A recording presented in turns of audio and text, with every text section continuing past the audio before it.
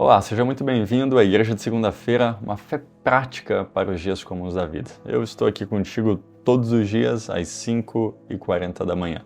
Eu quero falar hoje sobre o perigo de se acostumar com o pecado. O texto que eu quero ler está em Isaías capítulo 5, verso 20 e 21. Diz assim: Ai dos que ao mal chamam bem e ao bem mal, que fazem da escuridade luz e da luz escuridade, e fazem do amargo doce e do doce o amargo. Ai dos que são sábios aos seus próprios olhos e prudentes diante de si mesmos. Veja, Isaías estava denunciando a inversão de valores. Existe um outro texto que eu acho muito forte, lá em Romanos, capítulo 6, verso 11 ao 13. Diz assim: Assim também vós, considerai-vos como mortos para o pecado, mas vivos para Deus em Cristo Jesus, o nosso Senhor. Não reine, portanto, o pecado em vosso corpo, para lhe obedecerdes em suas concupiscências ou desejos. Nem tampouco apresenteis os vossos membros ao pecado por instrumentos de iniquidade, mas apresentai-vos a Deus como vivos dentre mortos e os vossos membros a Deus como instrumentos de justiça. Sabe que hoje é impossível, né? Vou iniciar dessa forma. É impossível você sair do mundo. Por quê? Porque é uma visão que nem é bíblica. O próprio Jesus falou assim: eu não vos tiro do mundo. Então nós estamos rodeados com doutrinas erradas, com crenças erradas. Nós estamos rodeados com essa inversão de valores, aquilo que eu me lembro da própria criação, né? De antigamente, hoje é de outra forma. Há sim uma inversão o tempo todo.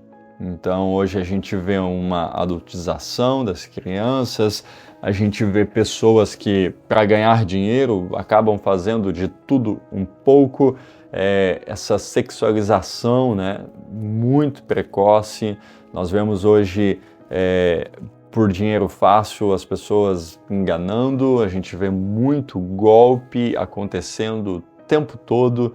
Agora, Jesus não nos tira desse mundo. Não é isso que ele fala na sua palavra. Agora ele nos fala que é nesse mundo, né, nesse meio, nós não somos dele. Então o que é isso? Eu estou no mundo, eu vivo nele, mas não faço parte dele. Isso é bem importante. Por quê? O problema da convivência com o pecado é se acostumar até normalizar. E Deus não brinca com o pecado. Em que sentido? O pecado, Isaías 59 vai dizer que é o que faz separação entre o homem e Deus. Então Isaías denunciava essa inversão de valores. O próprio apóstolo Paulo, né, ele ensina e instrui que o pecado não deve reinar. Nós vemos que homens da Bíblia brincaram com o pecado e caíram. O próprio Sansão, a gente vê que na tentação cedeu ela, né, naquela brincadeira de vou ver até onde que dá, né? Mas, gente, chegou um momento que ele não conseguiu. Nós vemos Israel sujeita, né, de novo a uma escravidão, podemos dizer assim, porque eram ciclos de reprovação. Justamente por quê? Porque eles se acostumaram aos ídolos, né? Então a gente vê o retrocesso desse povo por causa do pecado. E eu quero uma frase que uma vez eu li que é muito forte sobre isso, diz assim: o pecado que você tolera hoje dominará a sua vida amanhã. Cristão não pode fazer aquele teste, vou ver se não dá em nada. Pecado, meus irmãos, tu tem aqui se apartar, tu tem que se separar, você tem que fugir. Ser santo é justamente ser separado. Então Jesus não te tira desse mundo em pecado, mas Jesus faz com que você, neste mesmo mundo, não compactue com essas coisas. Então você não pode normalizar aquilo que é contra a palavra de Deus. Uma mentirinha, uma fofoca, murmuração, pecados relacionados à área sexual. Você precisa fugir disso. Ninguém é forte o suficiente para querer enfrentar, né, a tentação, enfrentar o pecado de frente, dizendo, não, eu consigo. Não é isso. Eu lembro muito da história de José. José, em meio a uma tentação, ele sai correndo. Nós não podemos dar lugar ao diabo. A carta aos Efésios vai dizer sobre isso. Não deis lugar ao diabo. Por quê? Porque ele é o nosso adversário. Então, quando você normaliza o pecado, você corre um sério risco de, daqui a pouco, também começar a praticar. E não só a normalização do pecado é grave, como você compactuar com o pecado, ter o seu aval. Por exemplo, né? Você pai, você mãe, você é um cristão, uma cristã, então o seu filho está numa adolescência, por exemplo, está naquela fase, né? Adolescência jovem ali, e daqui a pouco começa a namorar e alguém da escola ou até faculdade diz assim, mãe, eu vou trazer aqui o fulano ou a fulana, eles vão dormir aqui em casa. Aí você que é cristão, cristã, deixa eles terem relações sexuais fora do casamento, dentro da sua casa, à vista, né, dos seus próprios olhos, praticamente. Isso é inconcebível biblicamente. Então, pastor, o que eu devo fazer? Você deve instruir, filho, filha. A palavra de Deus diz que isso é errado. Então, não estou te proibindo de namorar, porém, será de uma forma correta. É óbvio, meus irmãos, eu estou usando um exemplo de pessoas que nem, né, filhos que estão naquela fase de querer experimentar o mundo, que óbvio que nem todos precisam ter isso. Eu fui eu nunca experimentei o mundo, né? Entendam essa expressão como alguém que foi criado na igreja, saiu, depois voltou. Eu não tive isso. Então, com certeza, nós não queremos isso para ninguém.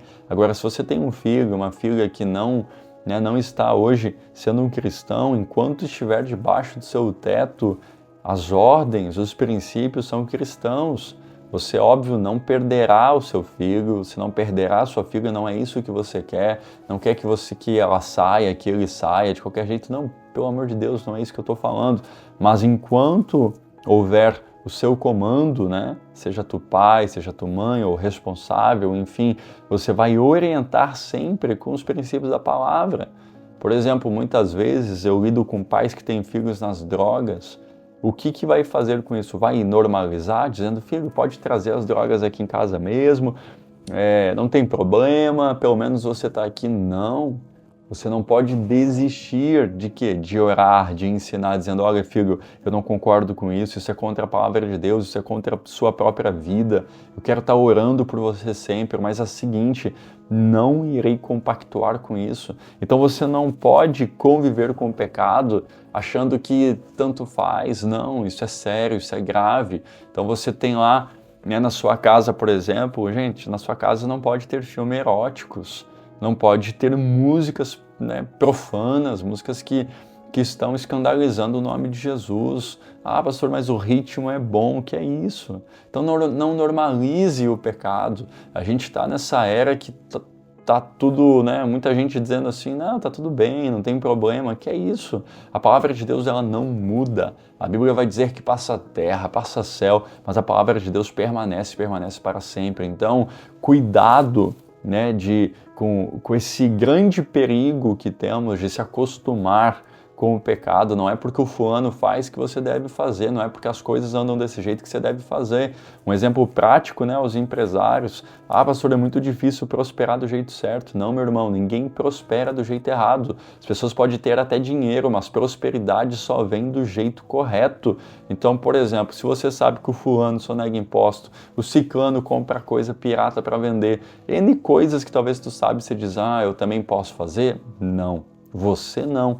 Por que você não? Porque você segue a palavra de Deus. Ainda que o fulano faça coisas erradas, muitas vezes até ilegais, né? Fora também do padrão bíblico, você não deve entrar por esse caminho. Você deve continuar. Continuar o quê? A caminhada cristã, dizendo isso eu não faço. Isso eu não faço. Eu falei, eu não me lembro se foi no vídeo do jejum ou se foi num dos vídeos aqui, às 5h40 da manhã. O vídeo do jejum é por quê? Porque eu estou num propósito de 40 dias e todas as tardes ou noite, né? Antes eu estava batendo ali, cravando 5h40 da tarde, mas a minha rotina muda muito, então eu sempre gosto de mostrar um pouquinho mais, mas num desses vídeos, ou os vídeos da manhã, eu falei que numa das empresas que eu atendo, tinha acontecido um problema que o fornecedor enviou lá um produto errado, um pedido errado, e aí a representante, né, a pessoa que estava falando, que fez esse pedido errado, lá da fábrica, lá da distribuidora, enviou mensagem dizendo, olha, se for possível vocês assumirem o erro, dizendo que foram vocês que escreveram, porque senão a meta não sei o que, a gente perde tal coisa. A primeira coisa que quando ela mandou essa mensagem eu disse em voz alta, eu não faço isso. Na hora, eu falei, olha, se alguém quiser fazer, gente, mas eu não faço isso, eu não faço. Porque se depender de mim, não, eu vou mentir. Por que eu fiz isso? Por quê? Porque é pecado a mentira. O meu Deus não iria se agradar. Como eu poderia fazer algo contra Deus? Não tem a ver sobre, né, até um dos funcionários também comentaram, dizendo assim, mas é só para ajudar ela. Eu falei, não é sobre ajudar, isso é sério, né? São consequências dos erros. Quantas vezes eu errei, tive que dizer, foi eu que errei, eu fiz assim. Agora, a mentira não pode habitar no crente. Eu acredito que essa mensagem é muito simples, mas precisa ser praticada. Não normalize o pecado, não conviva com ele ao ponto de tornar comum. Fuja, resista, se sujeite a Deus. A palavra de Deus vai dizer assim, sujeitai-vos, pois, a Deus, resisti ao diabo e ele fugirá de vós. Então, que Deus possa te ajudar a você começar a partir de hoje a cortar todas essas alianças com o pecado e se arrepender de cada um e voltar a ter uma vida plena com o Senhor. Deixa eu orar por você. Senhor, muito obrigado por mais um dia, meu Deus. Iniciamos esse dia, não sei que hora que os meus irmãos estão assistindo, mas, Senhor, nós queremos colocar diante de Ti, meu Pai, que em nome de Jesus a gente entenda que existem coisas que não são para nós, ainda que sejam coisas muito boas aos nossos olhos, mas o Senhor é um Deus correto, que nos ensina a viver de uma forma correta, íntegra, meu Deus, nos auxilia, nos ajuda, nos conduz. Senhor, estende as suas mãos. Em nome de Jesus, meu Deus, que nós caminhemos todos os dias, seguindo, Senhor, a instrução da sua palavra e principalmente te amando e te honrando acima de tudo, em nome de Jesus. Que Deus te abençoe, que você tenha um dia, ou talvez um restante de dia abençoado, em nome de Jesus.